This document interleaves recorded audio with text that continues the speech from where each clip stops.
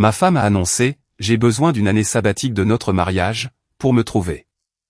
J'ai répondu, prends toute une vie. Ensuite, je lui ai signifié les papiers du divorce, et j'ai coupé son accès à mes cartes de crédit. Elle m'a appelé depuis l'aéroport, en panique, lorsque sa carte a été refusée pour son voyage en solo. Publication originale. Moi, 38 ans, homme, j'ai assisté à la conversation la plus bizarre de ma vie, jeudi soir dernier. Ma femme, 36 ans, et moi d'Ignon, des plats thaïlandais à emporter, rien d'extravagant, quand elle s'est raclée la gorge, comme si elle s'apprêtait à faire un discours. Elle, j'ai fait beaucoup d'introspection, dernièrement. Moi, d'accord. Elle, j'ai l'impression de m'être perdu dans ce mariage. Je me suis marié à 28 ans. Je n'ai jamais vraiment exploré qui je suis, en tant qu'individu. Moi, nous sommes mariés depuis 8 ans. D'où est-ce que ça sort, exactement? Elle, j'en ai parlé à ma coach de vie. Moi, à ta quoi? Elle, ma coach de vie. J'ai commencé à la voir il y a 3 mois. Elle m'a aidé à réaliser que j'ai besoin d'espace, pour grandir en tant que personne. J'ai posé mon pas de taille. Tu as une coach de vie depuis 3 mois, et tu n'en as pas parlé. Elle, parce que je savais que tu réagirais comme ça. Bref, j'ai pris une décision. J'ai besoin de prendre une année sabbatique de notre mariage. J'ai littéralement ri. Je n'ai pas pu m'en empêcher. Une année sabbatique pour un mariage? Elle, oui.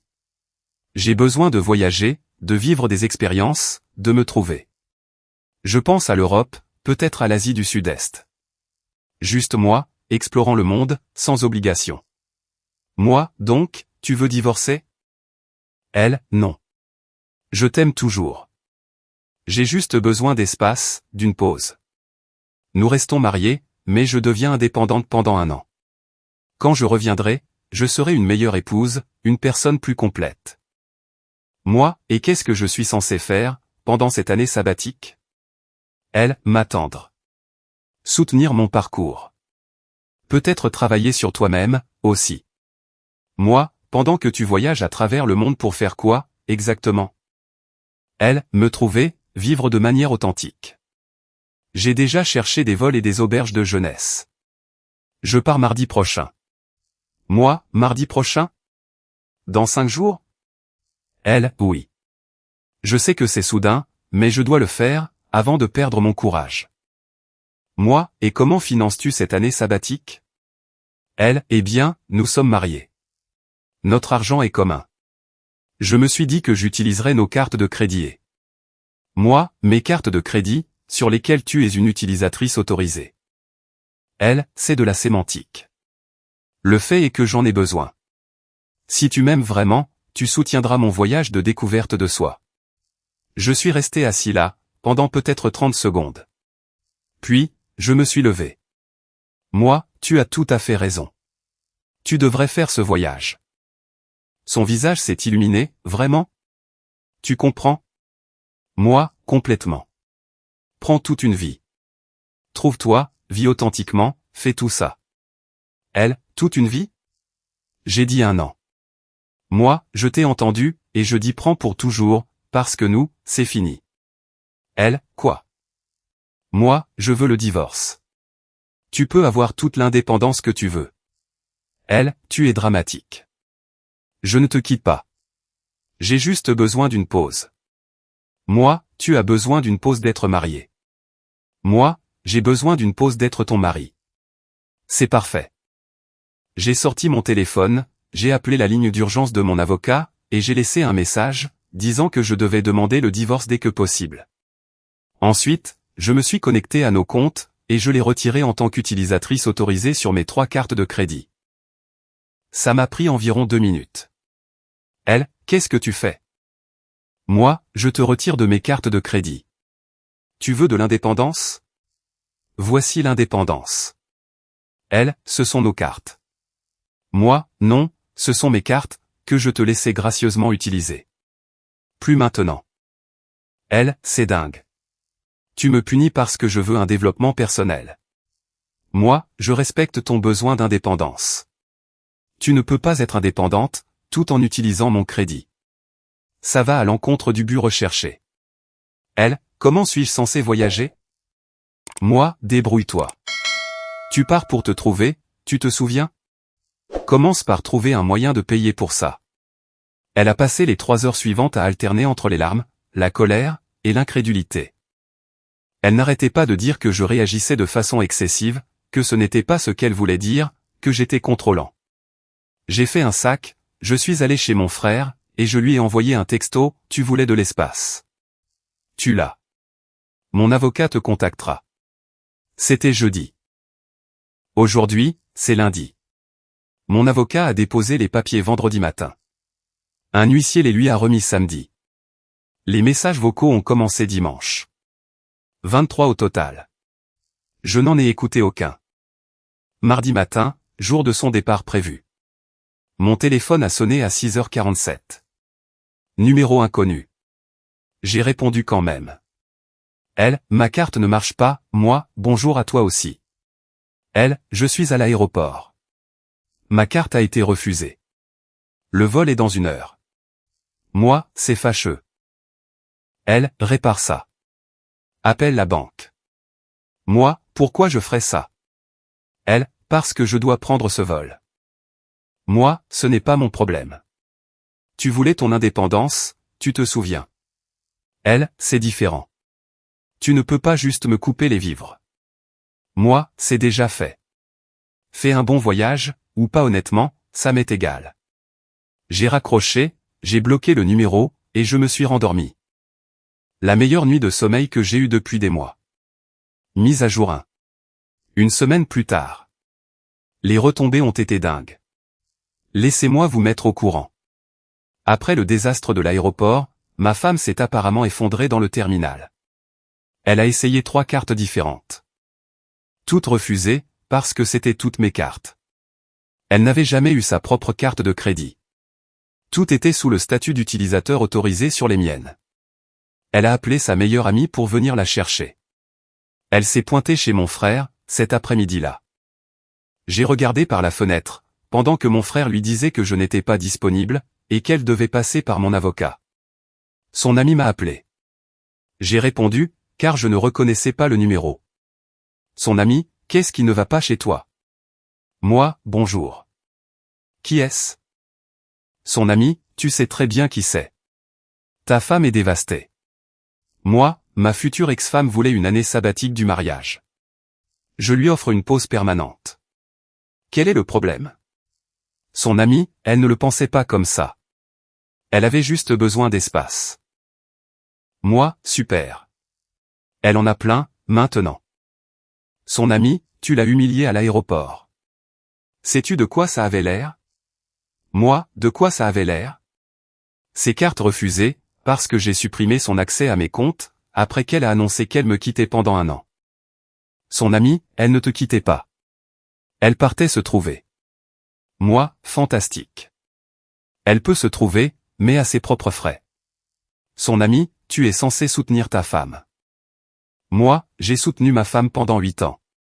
Puis, elle a décidé qu'elle avait besoin d'1 an de congé pour ne plus être ma femme, alors maintenant, elle peut se soutenir toute seule. J'ai raccroché. J'ai bloqué ce numéro, aussi. Mercredi, mon avocat m'a appelé pour me faire une mise à jour. Ma femme avait engagé un conseil. Une avocate qui, apparemment, se spécialise dans la protection des droits des femmes lors des divorces. Mon avocat, son avocate a envoyé une proposition. Elle veut que vous retiriez la demande de divorce. Moi, absolument pas. Mon avocat, elle invoque une détresse émotionnelle. Elle dit que vous avez demandé le divorce sans préavis. Et que vous lui avez coupé son soutien financier de manière malveillante. Moi, j'ai demandé le divorce après qu'elle a annoncé qu'elle prenait des vacances d'1 an de notre mariage. Je l'ai retiré de mes cartes de crédit. Il n'y a rien de malveillant là-dedans. Mon avocat, elle demande également une pension alimentaire temporaire de 1 500 € par mois. J'ai littéralement ri. Moi, 1 500 € pour quoi faire? Mon avocat, son style de vie habituel. Apparemment, son avocate soutient que vous avez créé une dépendance financière, et que vous ne pouvez pas simplement l'abandonner. Moi, elle voulait m'abandonner pendant 1 an, et c'est moi le méchant? Mon avocat, je sais. Nous allons nous battre. Avez-vous un enregistrement de cette conversation? Moi, non, mais j'ai des textos. Après la conversation au dîner, elle m'a envoyé par texto son itinéraire, ainsi qu'une liste de pays qu'elle voulait visiter. Tous horodatés avant que je ne dépose ma demande. Mon avocat, parfait. Envoyez-moi ça. Ça va être plus facile que je ne le pensais. Jeudi, la belle-mère a appelé. Elle a obtenu mon numéro je ne sais où. Sa mère, tu es en train de détruire cette famille. Moi, votre fille voulait la détruire. Je ne fais que rendre la chose officielle. Sa mère, elle a fait une erreur. Elle est désolée. Moi, elle est désolée de ne pas pouvoir se payer son voyage. C'est différent d'être désolée. Sa mère, tu es cruelle. C'est mon bébé. Moi, votre bébé a 36 ans, et elle a essayé de m'utiliser comme une banque pendant qu'elle allait faire de l'introspection en Europe. J'ai fini d'être son distributeur automatique. Sa mère, le mariage, c'est le pardon. Moi, c'est aussi l'engagement. Elle s'est désengagée pour 1 an. Je ne fais que rendre ça permanent. Sa mère s'est mise à pleurer. J'ai ressenti une pointe de culpabilité. Une petite. Puis, je me suis rappelé de ma femme, annonçant de façon désinvolte qu'elle partait pour 1 an, comme si c'était un trajet pour aller faire les courses. Sa mère, qu'est-ce qu'elle est censée faire? Moi, trouver un travail? Se débrouiller? Les mêmes choses que font les adultes quand ils veulent être indépendants. Sa mère, elle n'a pas travaillé depuis 4 ans. Moi, je sais. Je l'ai soutenue pendant qu'elle poursuivait ses centres d'intérêt. Les cours de photographie, la certification de prof de yoga, cette phase de poterie, tout a été financé par moi, pendant qu'elle travaillait à temps partiel. 20 heures par semaine, maximum. Sa mère, tu es sans cœur. Moi, je suis réaliste. Elle voulait son indépendance. Elle l'obtient. Le vendredi a apporté le meilleur des développements. L'avocate de ma femme a déposé une demande de pension alimentaire temporaire d'urgence. Nous avions une audience prévue pour le mercredi suivant. Mon avocat était ravi. C'est parfait. Nous allons pouvoir mettre son plan d'année sabbatique au dossier. Le juge va adorer ça.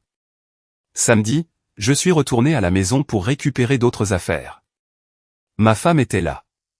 C'était la première fois que je la voyais depuis ce dîner du jeudi. Elle, il faut qu'on parle. Moi, nous devons parler par l'intermédiaire de nos avocats. Elle, s'il te plaît. Juste 5 minutes. Contre mon meilleur jugement, je me suis arrêté. Moi, très bien. 5 minutes. Elle, j'ai fait une erreur. Je ne pensais pas clairement. Ma coach de vie m'a mis en tête des idées d'accomplissement de soi et d'indépendance, et j'ai paniqué. Moi, donc, c'est la faute de ta coach de vie? Elle, non. Je veux dire, elle m'a encouragé à donner la priorité à moi-même, mais je suis allé trop loin. Moi, sans blague. Elle, je ne veux pas vraiment d'une année sabbatique. Je veux travailler sur notre mariage. Moi, c'est marrant comme tu veux travailler sur le mariage, maintenant que tes cartes de crédit ne fonctionnent plus. Elle, ce n'est pas juste. Moi, tu sais ce qui n'est pas juste? Ta femme qui te dit qu'elle a besoin d'1 an de congé de son mariage, puis qui fait la choquer quand tu la prends au sérieux. Elle, j'étais perdu. Je traversais une période difficile. Moi, cool. Traverse-la en tant que femme célibataire. Elle, tu ne peux pas juste jeter 8 ans à la poubelle. Moi, tu étais prête à les mettre sur pause pendant 1 an? Je fais juste avance rapide, jusqu'à la fin. Elle, et pour la maison. Moi, quoi pour la maison? Elle, je vis ici. Moi, c'est ma maison. Je l'ai achetée avant notre mariage. Elle n'est qu'à mon nom. Son visage est devenu pâle. Elle, tu me mets à la porte. Moi, mon avocat discutera des délais de transition avec ton avocate. Tu auras le temps de t'organiser. Elle, je n'ai nulle part où aller. Moi, ta mère a l'air très inquiète pour toi. Je suis sûr qu'elle adorerait t'aider. Elle, c'est cruel. Moi, ce sont les conséquences. Tu voulais te trouver. Commence par trouver un endroit où vivre. J'ai pris mes affaires, et je suis parti. Elle pleurait quand j'ai démarré. Je me suis senti un peu mal, un petit peu. Mise à jour 2. 3 semaines plus tard. L'audience pour la pension temporaire a été tout ce que mon avocat avait promis, et plus encore. Nous sommes arrivés mercredi matin. Ma femme était là, avec son avocate et sa mère. Elle avait clairement pleuré. Bonne stratégie, j'imagine. Son avocate a commencé. Elle a brossé le portrait d'une femme vulnérable, dont le mari lui a cruellement coupé les vivres sans préavis, la laissant dans le dénuement et traumatisée. Son avocate, ma cliente n'a pas de revenus, pas de carte de crédit, pas d'accès aux fonds matrimoniaux. Elle a été abandonnée financièrement. Le juge, quel a été l'événement déclencheur de la séparation? Son avocate, ma cliente a exprimé le besoin d'un espace personnel, pour répondre à certains besoins de croissance individuelle. Son mari a répondu en demandant immédiatement le divorce, et en éliminant tout soutien financier. Le juge, un espace personnel. Son avocate, oui, votre honneur. Elle traversait des difficultés personnelles, et avait besoin de temps pour les surmonter. Le juge, combien de temps? Son avocate, elle a demandé une séparation temporaire. Le juge, temporaire de combien de temps? Silence. Son avocate a fouillé dans ses papiers. Le juge, maître? Son avocate, environ 1 an, votre honneur. Le juge a levé les sourcils. Elle a demandé une séparation d'1 an, et a été surprise que son mari demande le divorce? Mon avocat s'est levé. Votre honneur, puis-je? Le juge, je vous en prie.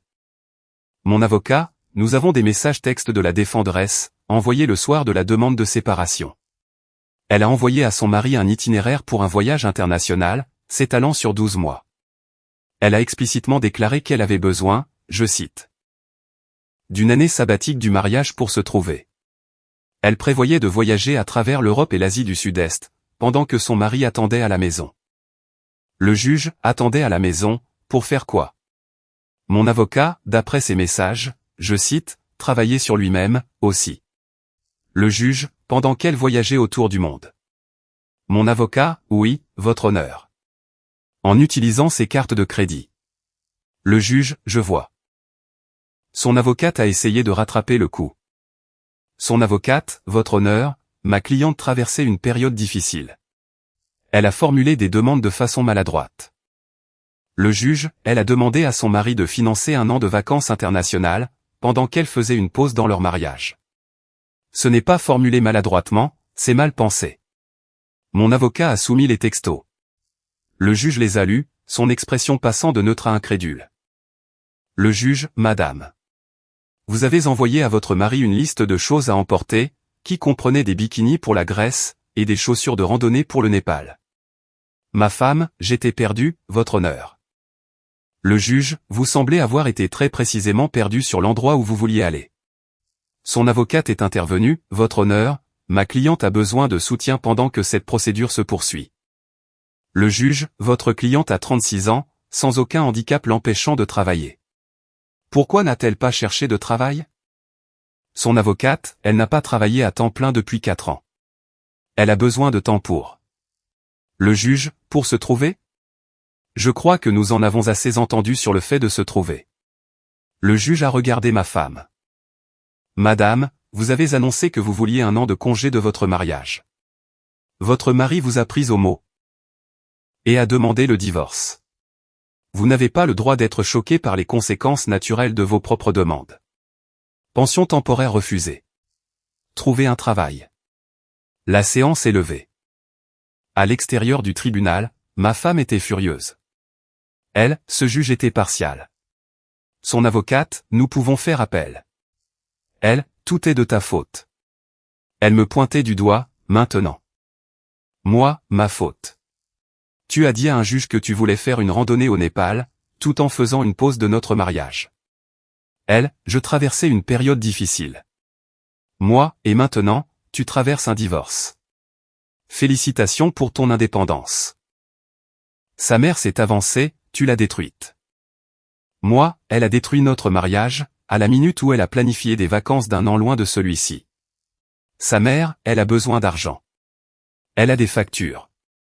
Moi, elle devrait trouver un travail, alors, vous savez, comme le font les adultes indépendants. Sa mère, personne ne l'embauchera. Elle n'a pas travaillé depuis des années. Moi, on dirait que c'est son problème. Son avocate l'a tirée à l'écart, avant qu'elle ne puisse répondre. Mon avocat et moi avons marché jusqu'à sa voiture. Mon avocat, ça s'est bien passé. Moi, mieux que prévu. Mon avocat, maintenant, place à la partie amusante. Le partage des biens. La maison était à moi, achetée avant le mariage. Mes comptes retraite, en grande partie à moi, elle obtiendrait un petit pourcentage des années de mariage. Nous avions un compte d'épargne commun avec environ 12 000 euros. J'en récupérais la moitié. Sa voiture était payée, à son nom. Elle pouvait la garder. Ma voiture, même chose. La semaine suivante, son avocate a envoyé une proposition. Elle voulait 2 500 euros par mois de pension alimentaire permanente, 50% de mes comptes retraite, un versement en espèces de 50 000 euros pour ses contributions au mariage, les meubles de notre maison, et mon accord pour payer son assurance maladie pendant 2 ans. La réponse de mon avocat tenait sur une page. Contre-offre, 0 euros de pension alimentaire. Partage selon la loi de l'État. Chaque partie garde son propre véhicule. Partage des meubles à 50-50e. Chaque partie est responsable de sa propre assurance. C'est à prendre, ou on va au procès. Son avocate a appelé mon avocat. Apparemment, ma femme s'est sentie manquer de respect par notre offre. Mon avocat a répondu, votre cliente peut ressentir ce qu'elle veut. L'offre est valable pendant 72 heures. Après ça, elle est retirée, et nous allons au procès.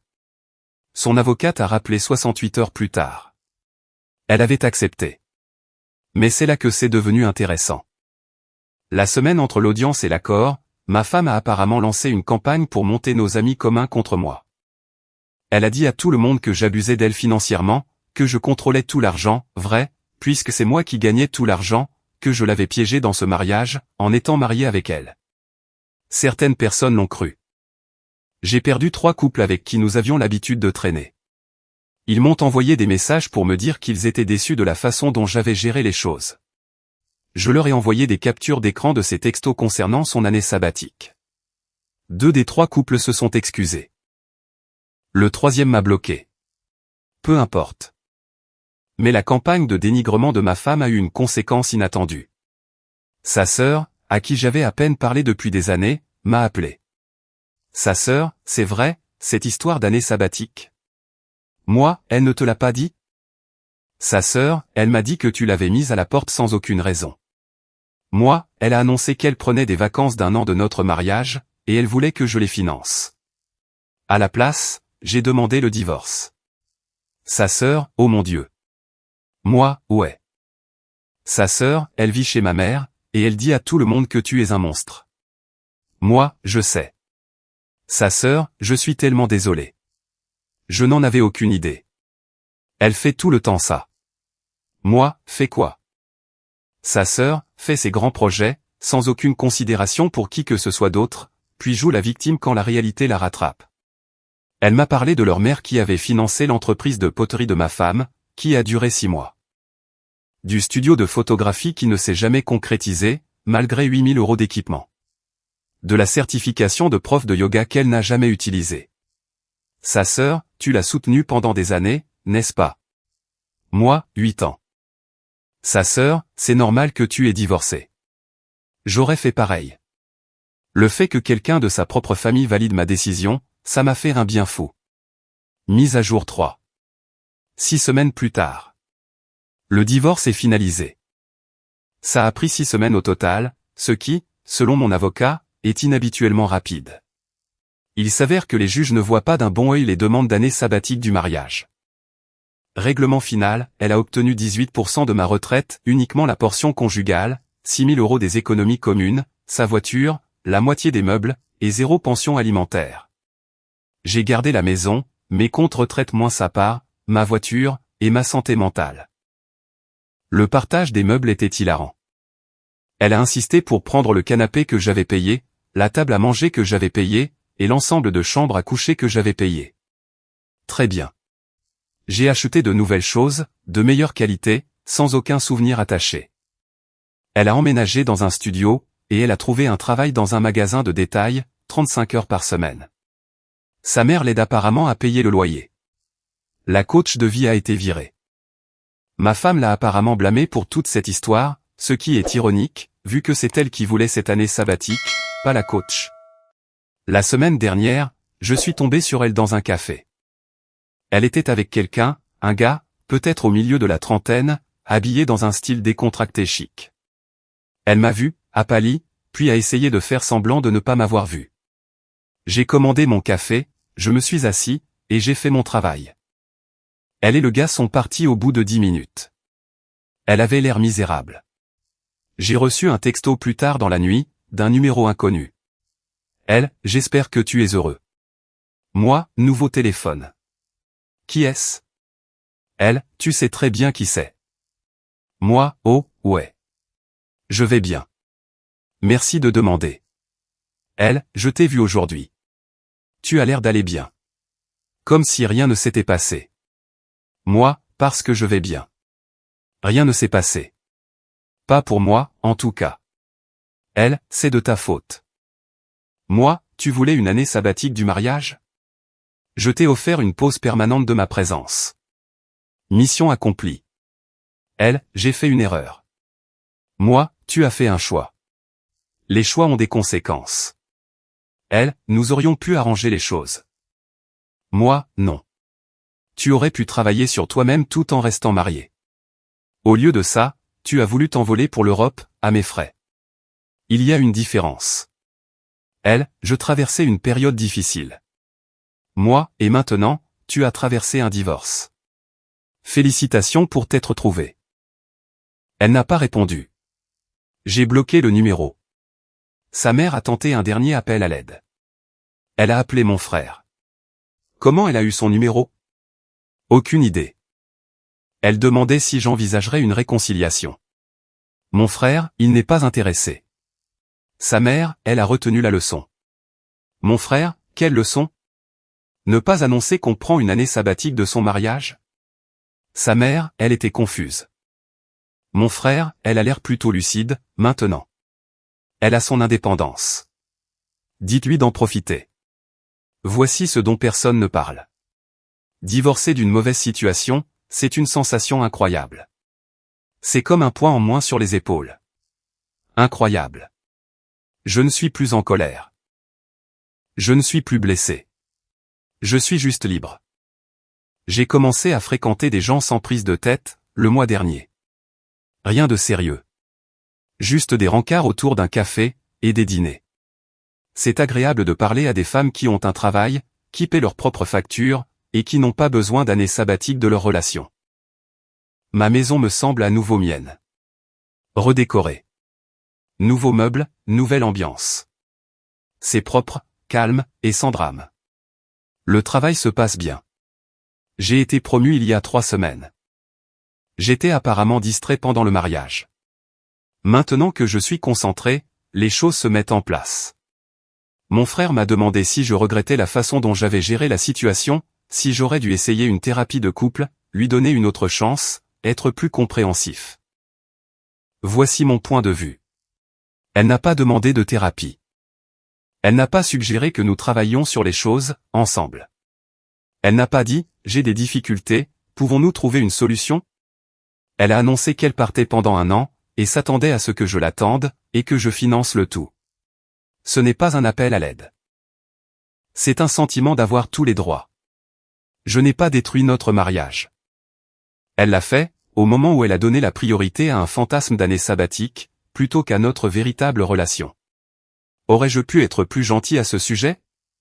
Peut-être. Aurais-je pu lui donner accès à un peu d'argent pendant le divorce?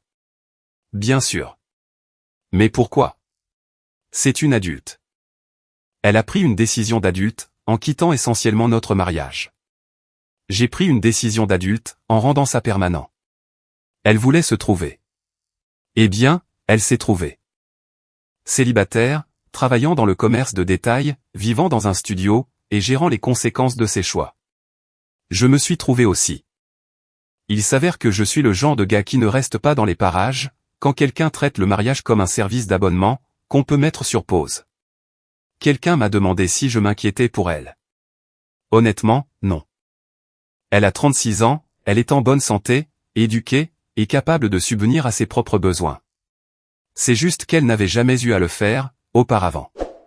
Maintenant, elle doit le faire, et ce n'est plus mon problème. Les papiers du divorce sont rangés dans un dossier intitulé « Leçon apprise ». La leçon, quand quelqu'un vous montre qui il est, croyez-le. Elle m'a dit qu'elle avait besoin d'une année sabbatique de son rôle d'épouse. Je l'ai cru, et je lui ai offert une pause qui durera le reste de sa vie. La meilleure décision que j'ai jamais prise. Merci de m'avoir suivi, Reddit. J'y vais. Il est temps de profiter de ma vie.